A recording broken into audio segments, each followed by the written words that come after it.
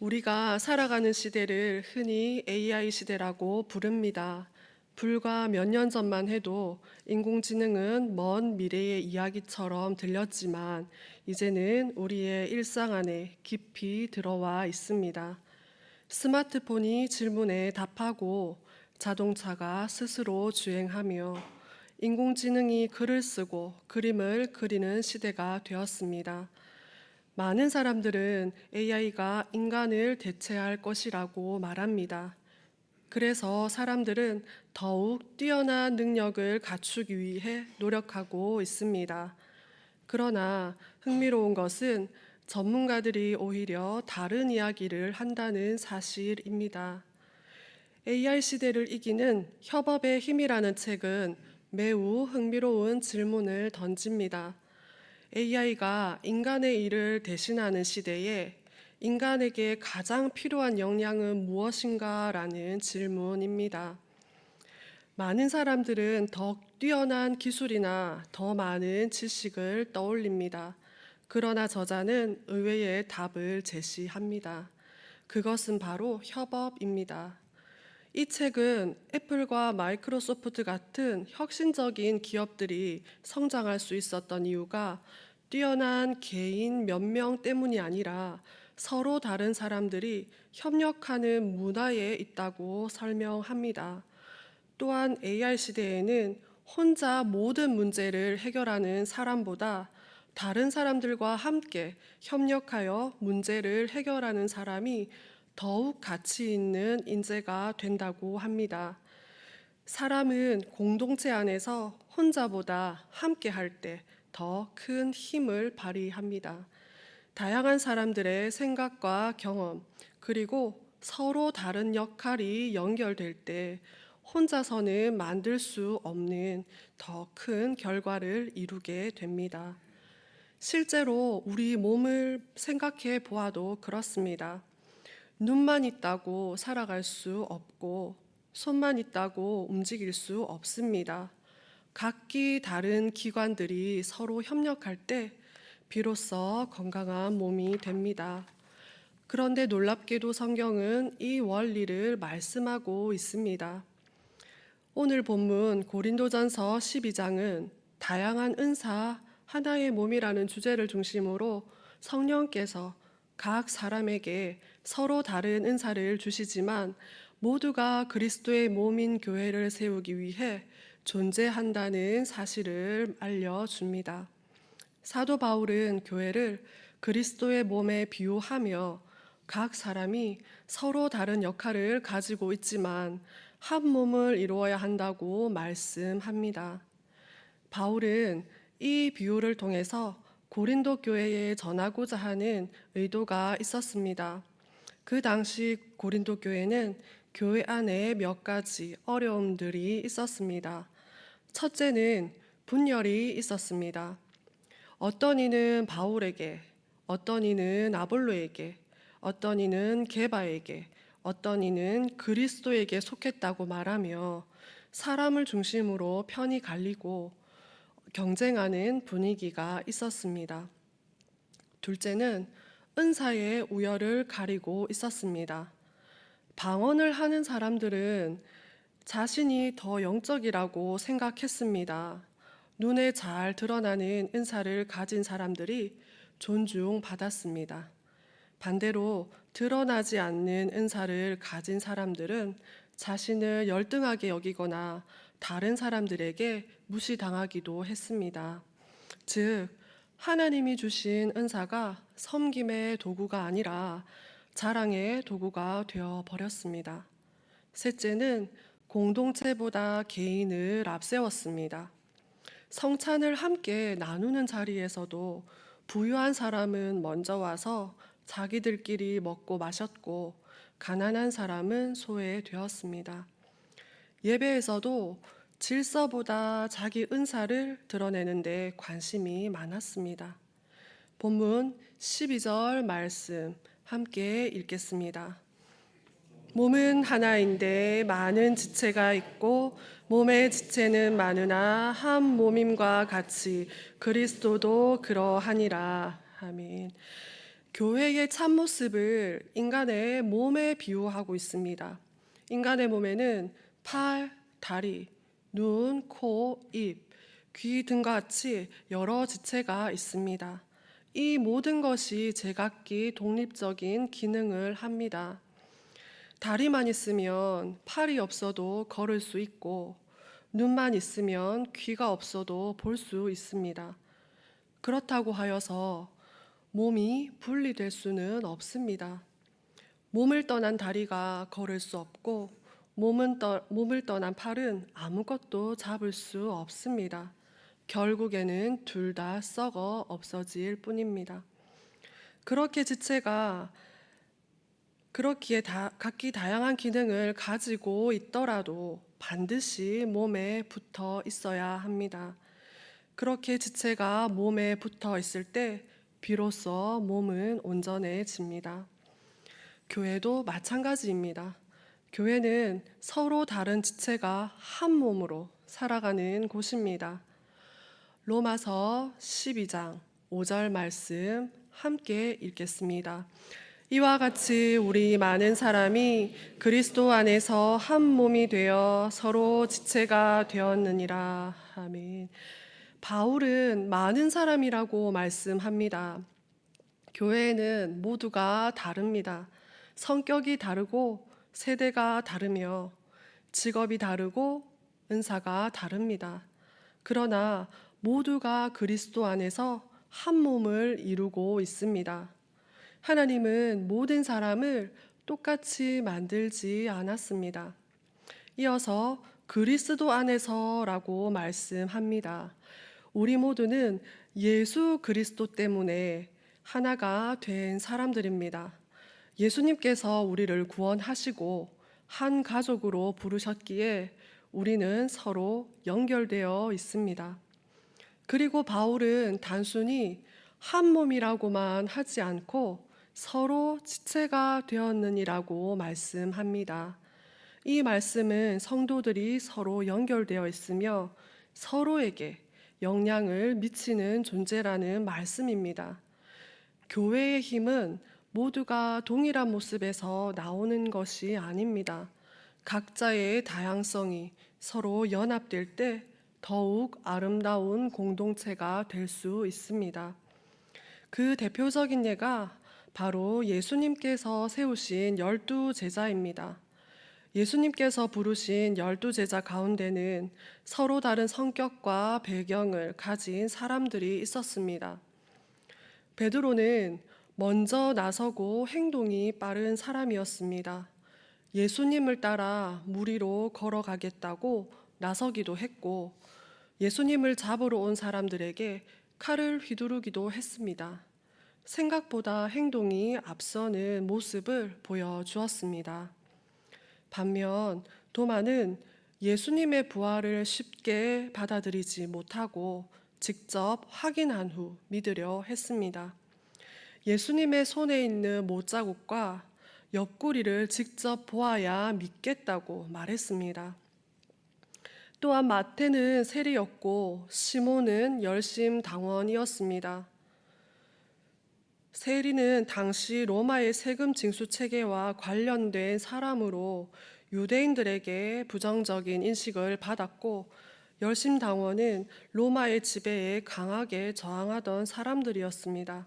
서로 다른 배경을 가진 사람들이었습니다. 세상에서는 함께하기 어려웠을 것 같은 사람들이 예수님 안에서는 같은 제자가 되었습니다. 그들은 예수님의 삶과 죽음과 부활을 가까이에서 경험한 증인이 되었고, 이후 초대교회를 세워가는데 중요한 기초가 되었습니다. 이처럼 예수님께서는 서로 다른 사람들을 하나로 부르셨습니다. 그렇게 하신 분명한 의도가 있습니다. 예수님께서는 모든 성격과 기질을 사용하실 수 있는 분이시기 때문입니다. 어떤 이는 열정적으로 앞서고 어떤 이는 뒤에서 묵묵히 돕습니다. 예수님은 이 각자의 다름을 통해 하나님의 나라가 얼마나 넓고 풍성한지를 보여주셨습니다. 그러나 함께 하는 것이 쉽지만은 않습니다. 우리가 속한 공동체는 어떠합니까? 마찬가지로 서로 다른 이들이 함께 있습니다. 서로 동력해야 하는데 어떤 이는 달라도 너무 다릅니다. 그래서 힘이 들 때가 있습니다. 마음이 맞고 성격과 배경이 비슷한 이들과 함께 하면 좋을 텐데 실제 우리의 삶에서는 그렇지가 않습니다. 그렇다면 하나님께서는 어떻게 서로 다른 우리를 왜 한 공동체에 이렇게 함께 두시는 걸까요? 본문 18절 말씀 함께 읽겠습니다. 그러나 이제 하나님이 그 원하시는 대로 지체를 각각 몸에 두셨으니, 하나님이 원하시는 대로 지체를 각각 몸에 두셨다고 합니다. 우리가 편하게, 우리가 원하는 대로가 아니라 바로 하나님이 원하시는 대로 그렇게 하셨다고 말씀합니다. 걸어 다니고 뛰어 다니는 발은 몸 전체의 무게를 고스란히 받습니다. 발이 보기에 손은 별로 힘들어 보이지 않습니다. 그러나 손을 바라보는 발이 보기에 그럴 뿐 실제 손의 입장은 전혀 다릅니다. 손도 나름대로의 버거운 무게가 있기 마련입니다. 듣는 것에 충실해야 하는 귀가 매번 좋은 소리, 안 좋은 소리 모두 다 듣기만 해야 하는데 눈을 보니 그렇지 않습니다. 자신과 다르게 눈은 좋은 것을 많이 보는 듯 합니다. 그걸 보니 귀도 듣기만 하는 것이 아니라 때로는 보고도 싶습니다. 그러나 이것 또한 귀의 입장일 뿐입니다. 왜냐하면 눈도 좋은 것만 보고 다니는 것은 아니기 때문입니다. 이와 같이 신체의 각 기관은 저마다 고유한 역할을 감당합니다. 어느 하나 불필요한 기관이 없듯이 모든 기관이 함께 협력할 때 건강한 몸을 이룰 수 있습니다. 마찬가지로 하나님께서도 우리 각 사람에게 서로 다른 역할과 은사를 주셨습니다. 모두가 같은 일을 하도록 부르신 것이 아니라 각자에게 맡기신 자리에서 서로를 섬기며 그리스도의 몸을 세워가도록 하신 것입니다. 교회 안에는 눈에 띄는 섬김도 있고 보이지 않는 섬김도 있습니다. 그러나 하나님 앞에서는 모두 중요합니다. 그렇기에 우리는 어떤 누구와도 우리 자신을 비교할 필요가 없습니다. 마치 나는 중요하지 않는 일을 하는 것으로 보이고 능력도 부족한 것처럼 보일 때가 있지만 하나님께서는 결코 그렇게 생각하지 않으십니다. 높고 낮음이 성도 안에 없으며 은사 안에 없습니다. 모든 것이 하나님께서 주신 것이기에 모두 다 귀한 것입니다. 베드로전서 4장 10절 말씀 함께 읽겠습니다. 각각 은사를 받은 대로 하나님의 여러 가지 은혜를 맡은 선한 청지기 같이 서로 봉사하라. 선한 청지기 같이라고 말씀합니다. 청지기는 주인의 것을 맡아 관리하는 사람입니다. 은사는 내 것이 아니라 하나님께서 맡기신 것입니다. 그렇기에 자랑할 것도 숨길 것도 아니라 하나님의 뜻대로 사용해야 합니다. 이처럼 하나님은 각 성도에게 다양한 역할을 맡기셨습니다. 그러나 그 모든 역할은 결국 하나님의 나라를 세우는 동일한 목적을 향합니다. 그런데 고린도 교회 성도들은 하나님께서 맡기신 역할을 두고 또다시 우열을 나누기 시작합니다. 그리고 자신의 기준으로 그 필요를 판단합니다. 본문 22절에서 23절 말씀 함께 읽겠습니다. 그뿐 아니라 더 약하게 보이는 몸의 지체가 도리어 요긴하고 우리가 몸에 덜 귀히 여기는 그것들을 더욱 귀한 것들로 입혀주며 우리의 아름답지 못한 지체는 더욱 아름다운 것을 얻느니라. 그런즉 바울은 22절과 23절을 통해 지체들을 세 가지 부류로 나눕니다.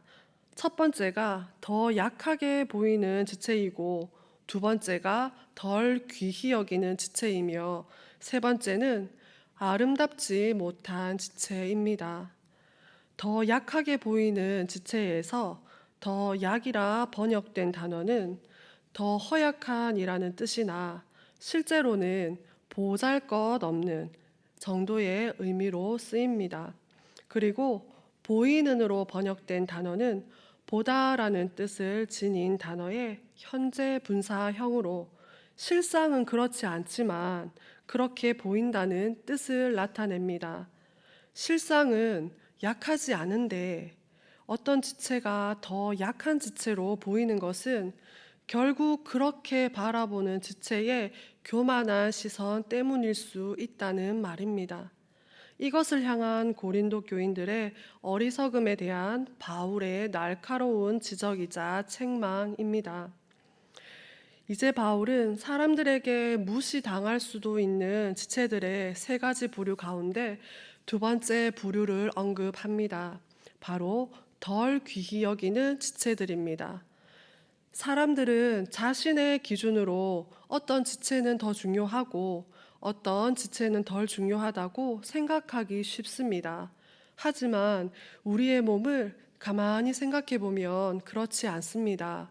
오히려 약하고 다친 지체를 더 소중하게 돌봅니다. 여기서 입혀주며로 번역된 단어는 페리티데미입니다. 주위에 두다, 입히다, 덧입히다 라는 뜻입니다. 여기에서 바울은 단순히 옷을 입는다는 의미가 아니라 덜 중요하게 보이는 지체를 감싸고 보호하며 존중한다는 의미로 사용합니다. 이 단어를 연상할 수 있는 내용이 창세기에 나옵니다. 인류의 조상인 아담과 하와가 하나님의 말씀에 불순종합니다. 그때 하나님께서는 그들을 위하여 가죽옷을 지어 입히십니다. 이 옷으로 인하여 아담과 하와는 자신들이 느낀 수치심에서 보호받을 수 있었습니다. 바로 하나님의 배려와 사랑 때문이었습니다. 이는 하나님께서 고린도 교회를 세우실 때 보잘것없는 사람들을 택하셔서 그리스도 안에서 귀한 것으로 입혀줌으로 소중한 존재로 만드신 일과도 연결할 수 있습니다. 그런데 고린도 교인들은 자신이 최초에 어떤 상태에서 부르심을 받았었는지에 대해 망각하고 현재 자신들이 받은 은사에 특별한 권위를 주장하며 서로 분쟁하고 있습니다. 바울은 세 번째 부류를 아름답지 못한 지체라고 표현합니다. 여기서 아름답지 못하다는 말은 가치가 없거나 쓸모없다는 뜻이 아닙니다. 당시 사람들이 드러내기 꺼리거나 중요하게 여기지 않았던 부분을 가리키는 표현입니다. 그런데 바울은 오히려 이러한 지체들이 더욱 아름다운 것을 얻는다고 말씀합니다. 오늘 본문에서 하나님께서는 우리가 연약하다고 생각하는 지체를 더욱 귀하게 여기신다고 말씀합니다. 우리 몸을 생각해 보십시오. 몸에서 심장은 드러나지 않고 약해 보이지만 실제로는 생명을 유지하는 데 가장 요긴한 기관입니다. 작은 발가락은 눈에 잘 띄지도 않고 없어도 될 것처럼 보이지만 균형을 잡는 데 중요한 역할을 합니다. 공동체 안에서도 겉으로 두드러지지 않는 사람들의 헌신과 섬김이 전체를 지탱하는 힘이 됩니다. 때로는 나의 기준과 시선으로 보기에 그 사람이 보잘것없게 보일 수 있습니다.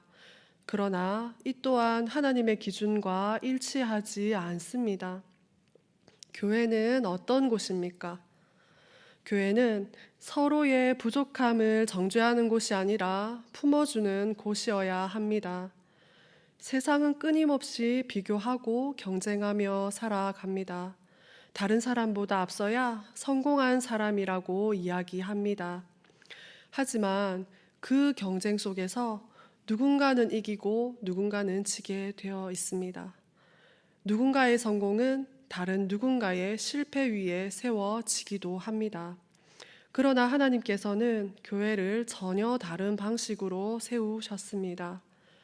또한 하나님 나라는 서로 경쟁하는 곳이 아닙니다.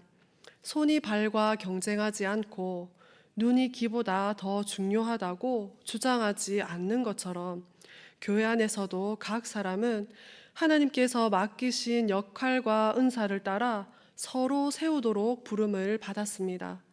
그래서 교회의 목표는 누가 더 뛰어난 사람이 되는 것이 아니라 모든 지체가 함께 건강하게 자라가는 것입니다.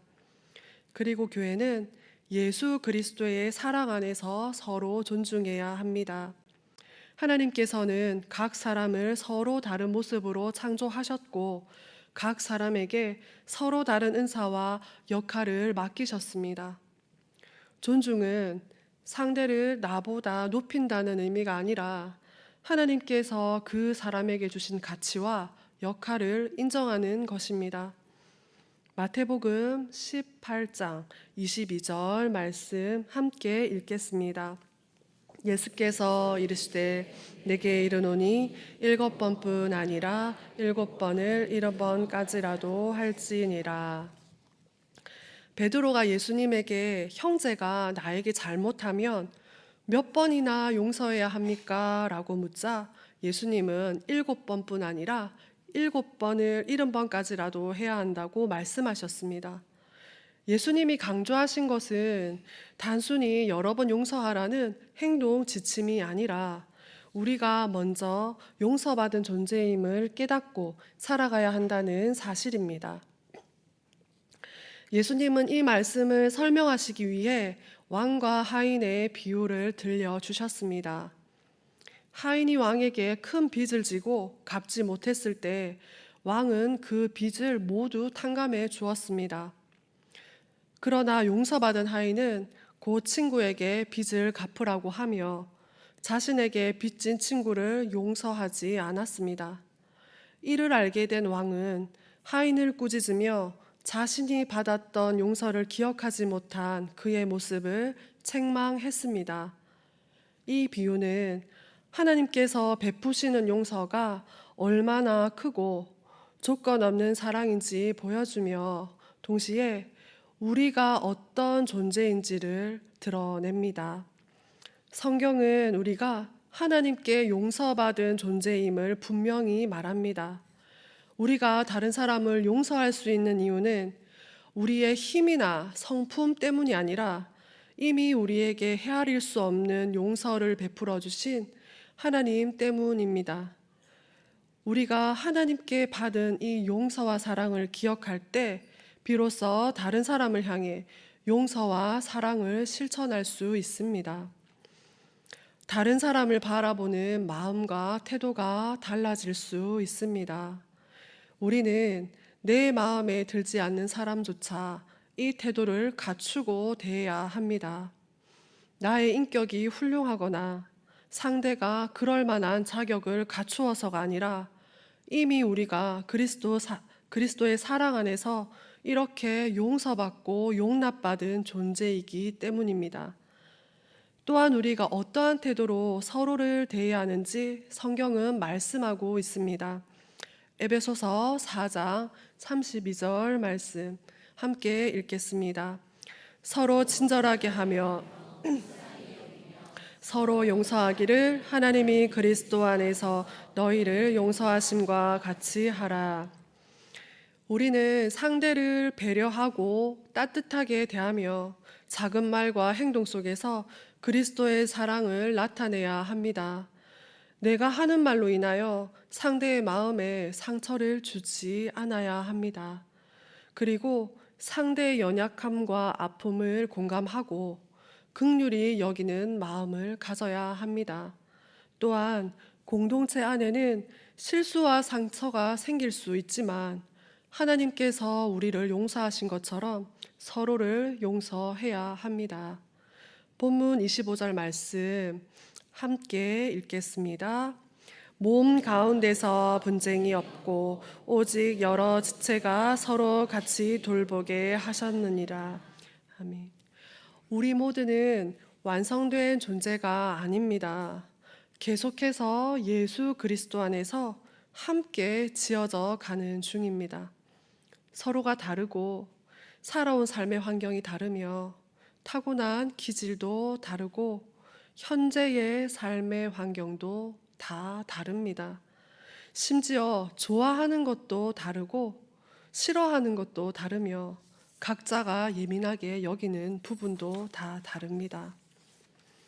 온 가족이 함께 신앙생활을 하는 분도 있지만 그렇지 않은 분도 있습니다.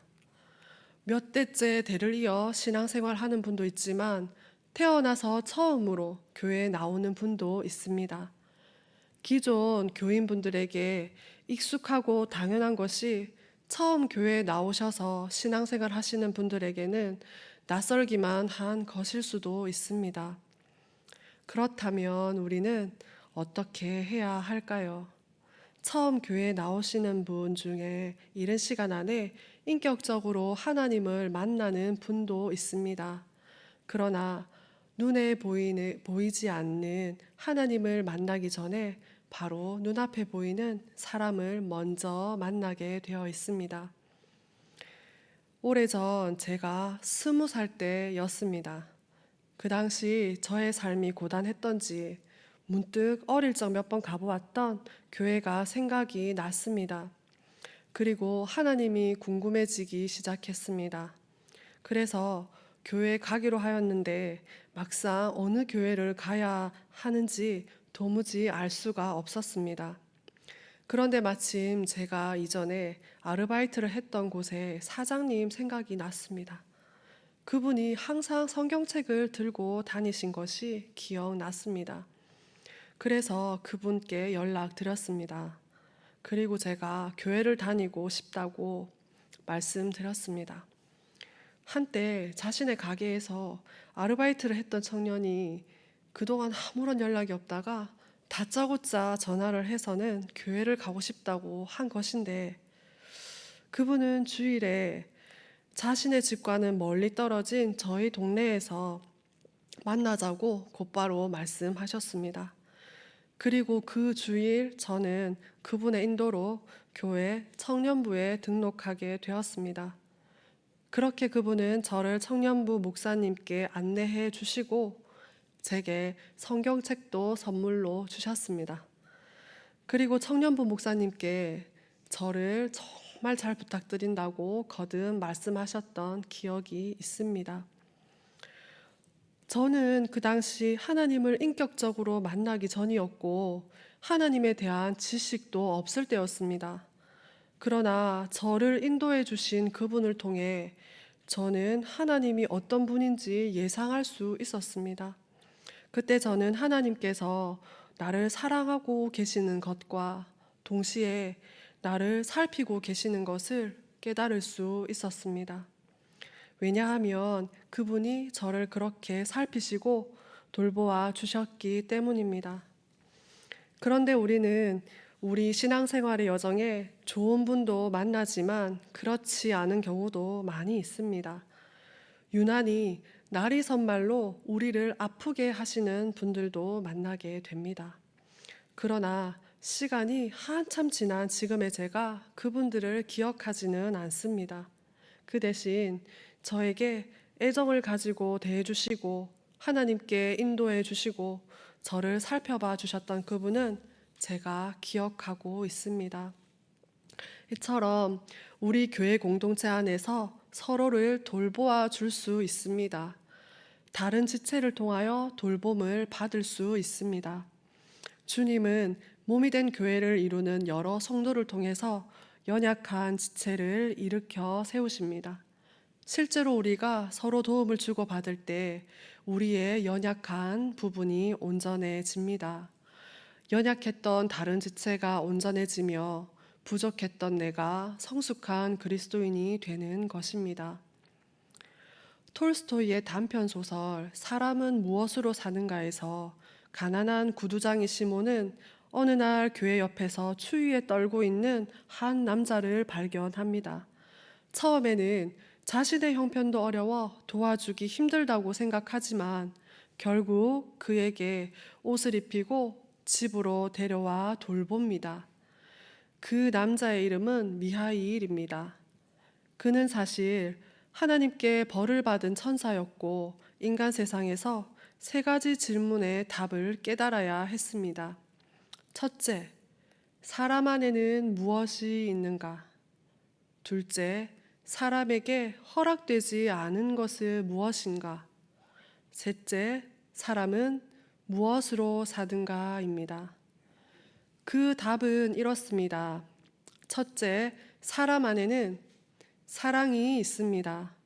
둘째, 사람에게 허락되지 않은 것은 자신에게 필요한 것이 무엇인지 아는 능력이 없다는 것입니다.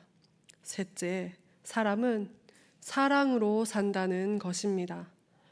이 작품을 통해 톨스토이는 인간이 돈, 지식, 힘으로 살아가는 것이 아니라 서로를 향한 사랑과 긍휼로 살아간다고 말합니다.